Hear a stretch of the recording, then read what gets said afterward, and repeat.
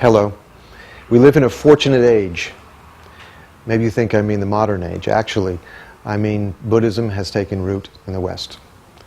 Until recently, qualified teachers of Mahayana Buddhism outside of Asia have been few and far between.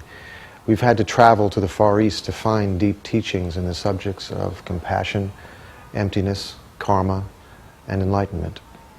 Today it's an amazing gift that we can learn about the ancient teachings of the Buddha through this 13-part video series. You will receive teachings from some of the greatest teachers, Tibetan and Western, men and women, living in the world today. You will hear personal interviews with Buddhist practitioners who share their experiences of putting the teachings into practice.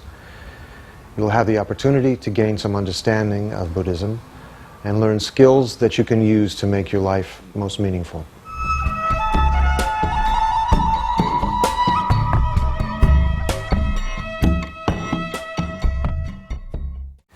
Despite our achievements with science and technology, we still don't know much about the mind and its potential. Yet in fact, 2,500 years ago, Shakyamuni Buddha realized the full potential of the mind. He understood that the mind is not just the brain. The mind is beginningless, and it creates our experiences of the world. Because what we perceive as reality is a function of the mind, not only do we have the power to completely eliminate disturbing emotions like anger, but we can consciously progress to the highest evolutionary state possible, Buddhahood. Every living being has the potential to reach this limitless state of wisdom and compassion. Buddhism teaches us that as we begin to understand the true nature of our mind, we become happier, more peaceful, better able to deal with problems, which makes us better able to help others.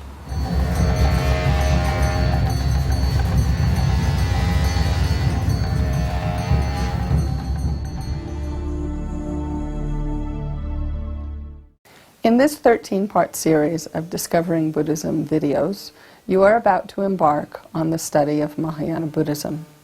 Now, in the practice of Mahayana Buddhism, the concept of motivation is extremely important. For example, if someone were to give you a gift with an ulterior motive, say to receive something in return, then that wouldn't feel like such a positive action. But if someone gives you a gift just for the sheer pleasure of seeing the happiness on your face when you receive it, that feels like a very positive thing to do. In the same way, in our spiritual practice, motivation, the reason that we do an action, is just as important as the action that we do. Therefore, at the beginning of each of these teachings in this series, we are going to generate a positive motivation, a Mahayana motivation, that focuses not so much on our own well-being, but instead emphasizes generating the wish to be able to benefit other living beings and bring them happiness as much as possible. In Mind and Its Potential, the first in this series, we are going to explore the limitless potential of our own minds to bring happiness both to ourselves as well as to other living beings.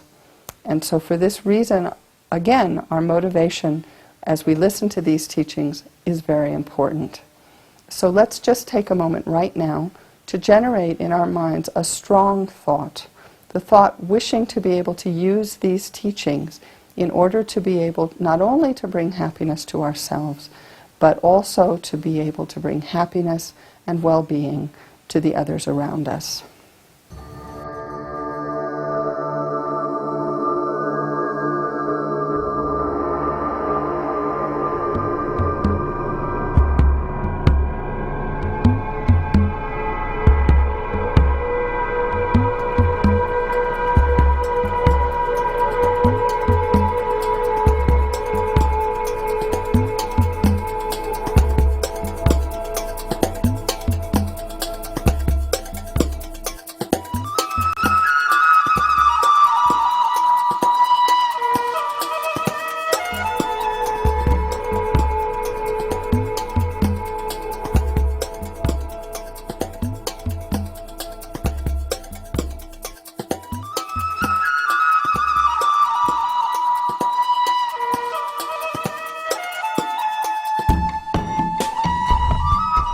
So, okay, mind. Generally speaking, in Buddhism, you can say it's synonymous with the word consciousness, number one. Number two, this mind of ours, in Buddhist terms, there's not one atom of physicality about it. It's not physical.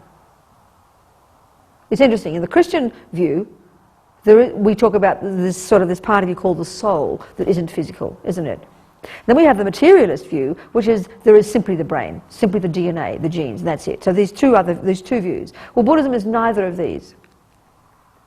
Buddhism has the view that all of the mind, all of the mind, and what that word refers to is the entire spectrum of our inner experiences: intellect, thoughts, concepts, feelings, emotions, unconscious, subconscious, spirit, whatever you want to call, instinct, intuition, you name it.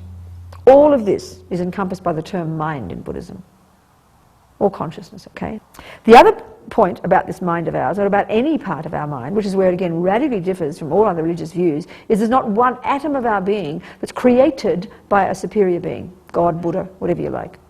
Nothing. Not possible. Buddha says it's just not on. It's just his view, from his own experience has discovered this to be the truth. And the other interesting point, which is where it differs radically again from all the Western psychological views, is there's not one atom of our mind, our personality, our thoughts, our feelings, our emotions, that's created by mum and dad. I mean, big surprise. We have to stop blaming them, okay?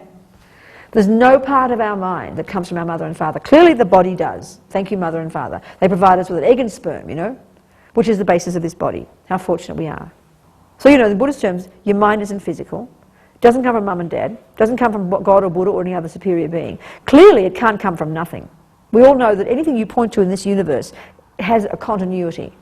This thing here comes from metal and plastic and goes back and back. This cup, the same. The flowers, everything has a continuity. Suddenly there's one moment nothing and then one moment a flower. We all know that's absurd. So clearly with the mind it's not possible. Same thing.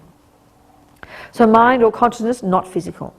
Comes from previous moments of itself. It's like a river of mental moments. Mental continuum, they call it, This whole idea of mind being beginningless. Because if you follow this concept through now, intellectually, conceptually, you can't find any conclusion other than the fact that the mind has to be beginningless. Because this process of cause and effect, chicken and egg. How can you have a first chicken? Okay, Christians and Muslims and all the most religions point to God as the source.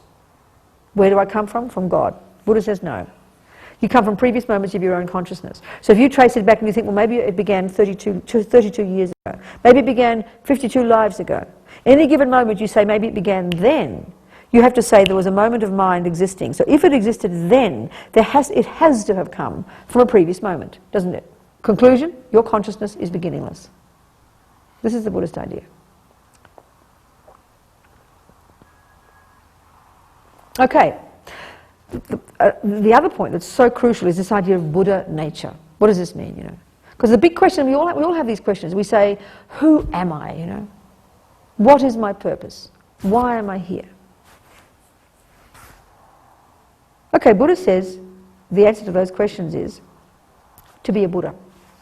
What's Buddha? Buddha is Sanskrit. It means fully awake. And actually, all it's referring to is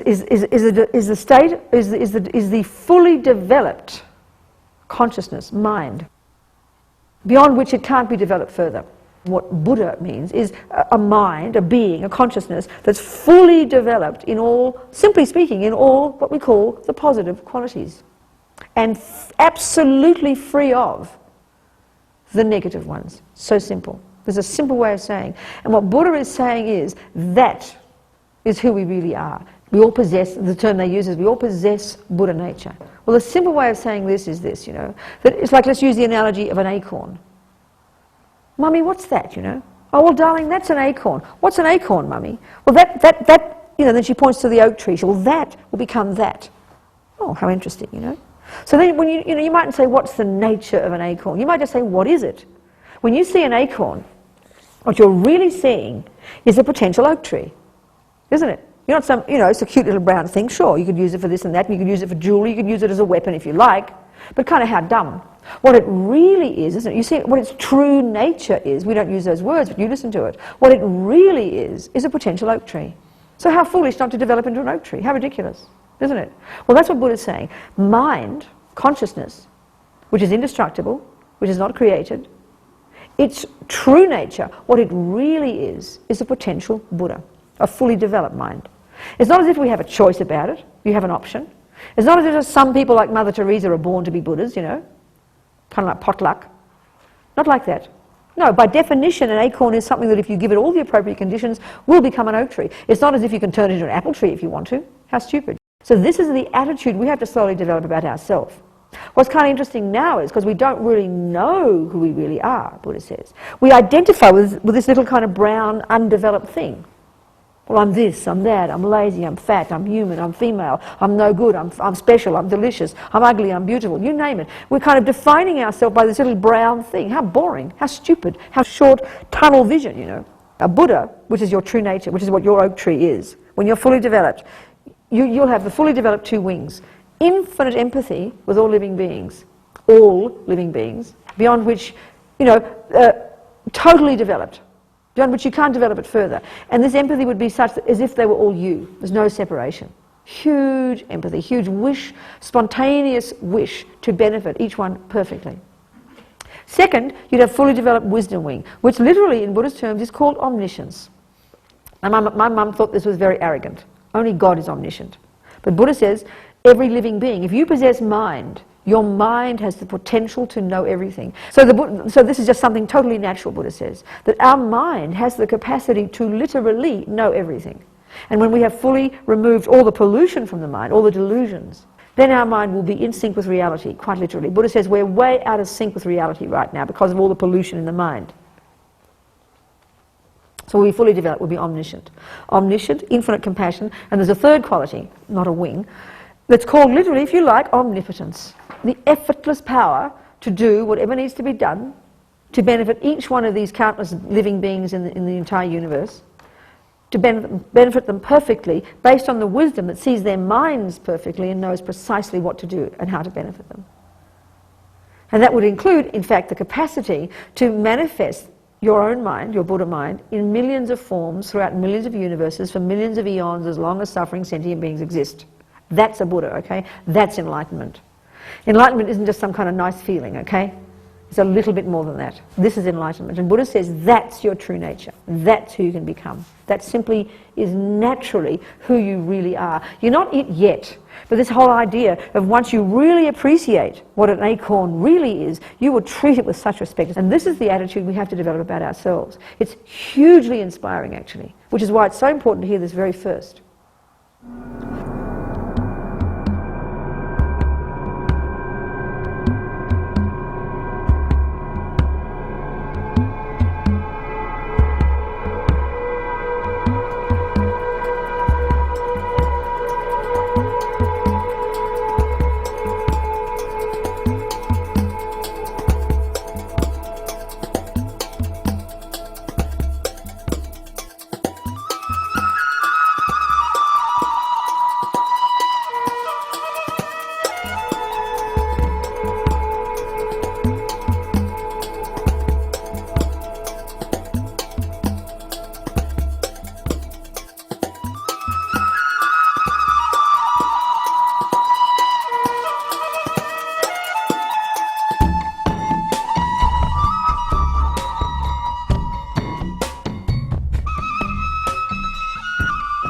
So anyway, whatever our reason, we meet the Buddha Dharma, and in meeting the Buddha Dharma, we start to discover more and more that the source of our suffering comes from our mind. There are external conditions for our suffering. Definitely, there are many, many external conditions for our suffering to arise.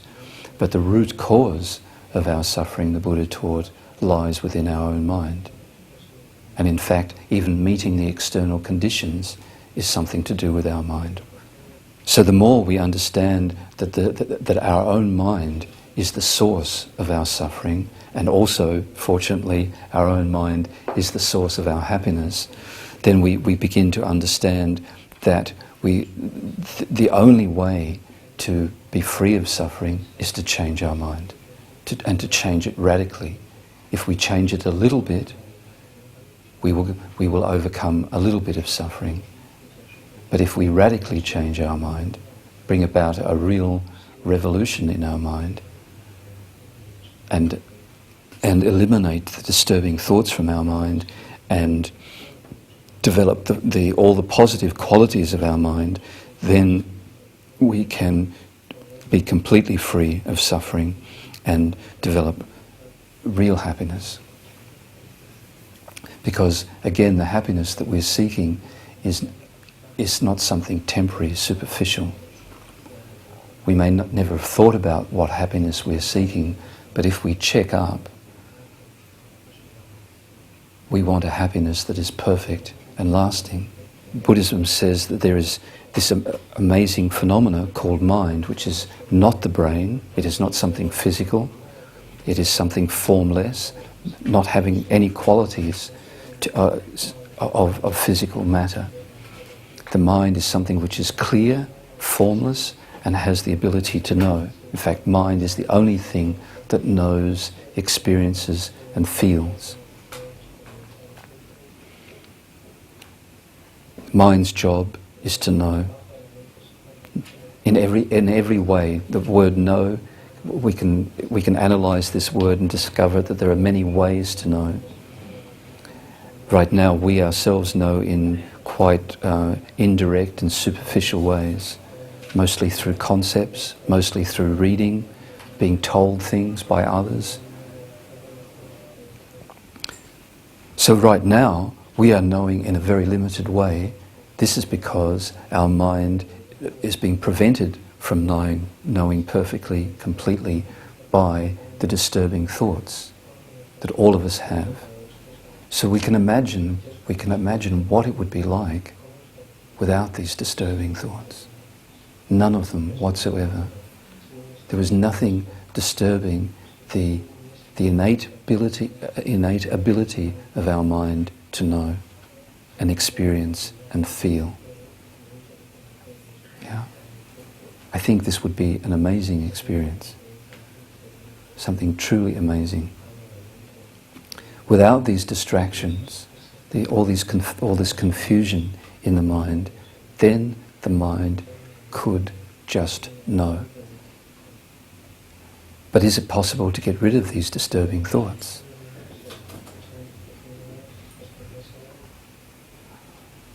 So this is also a very big question.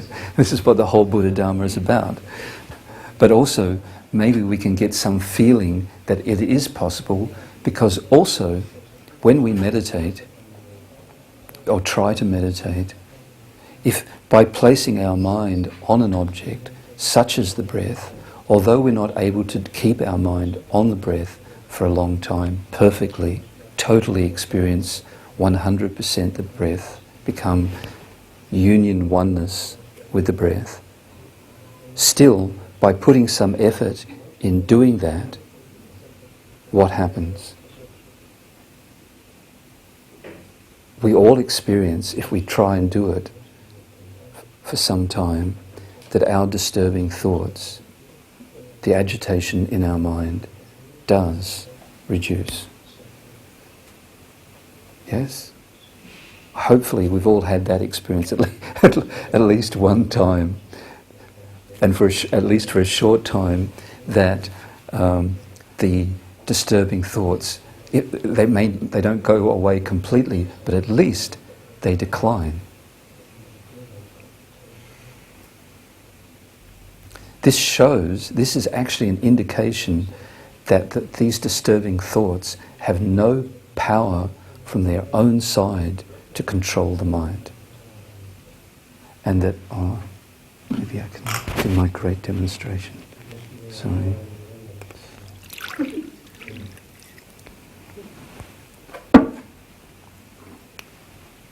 Normally, centre directors don't like this demonstration because I destroy them. But normally, our mind is like that. That is our mind, completely shaken, disturbed. But if I stop shaking this water, which will make the director very happy, then what happens? The water returns to its natural state. It isn't natural for water to be agitated. Something else is doing that. And when you stop the agitation, the water just naturally, without any other factors involved, goes back to its natural state. It returns to being level, still, and then it also has the ability, when it's calm and clear, it has the ability to reflect things. When it's completely agitated, the surface of the water has no ability to reflect things accurately. We can also notice that when we do even a little simple breathing meditation, our mind starts to become calmer and clearer, more still, because that's its natural state. We've never experienced this natural state, but that is its natural state, and it always has the tendency to return to it. Think about it.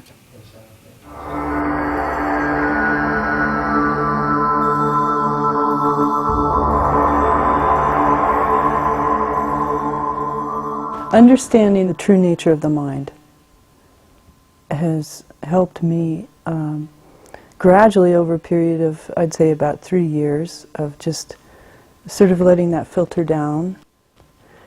It doesn't happen suddenly. It didn't happen suddenly. It happened very gradually. Let's say I wake up, recently and think, wow, I'm a different person. I have more self-confidence.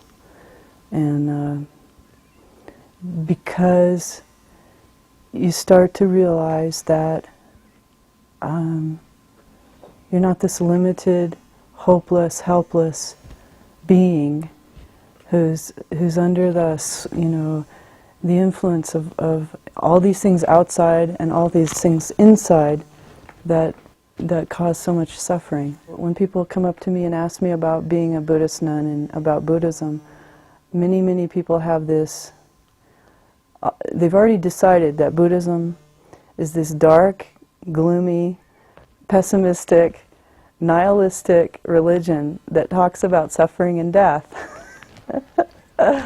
And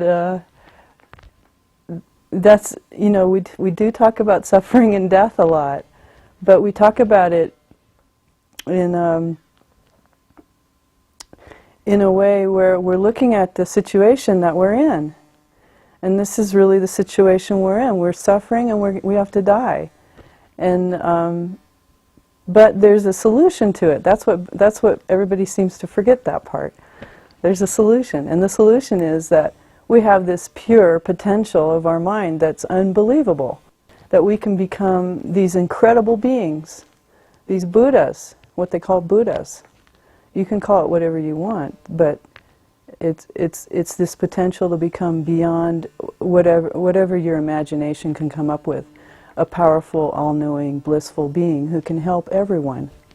I always wanted to help people. Since I was a little girl, I recognized that people were suffering. My parents were suffering, my grandparents, everyone. I recognized their suffering.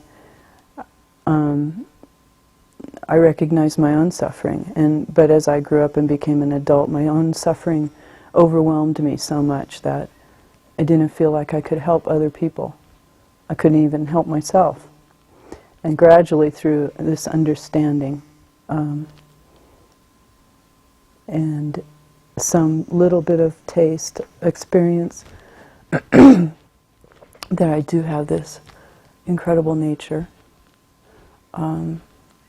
More and more, I seem to be helping more and more people and thinking less and less about my own suffering.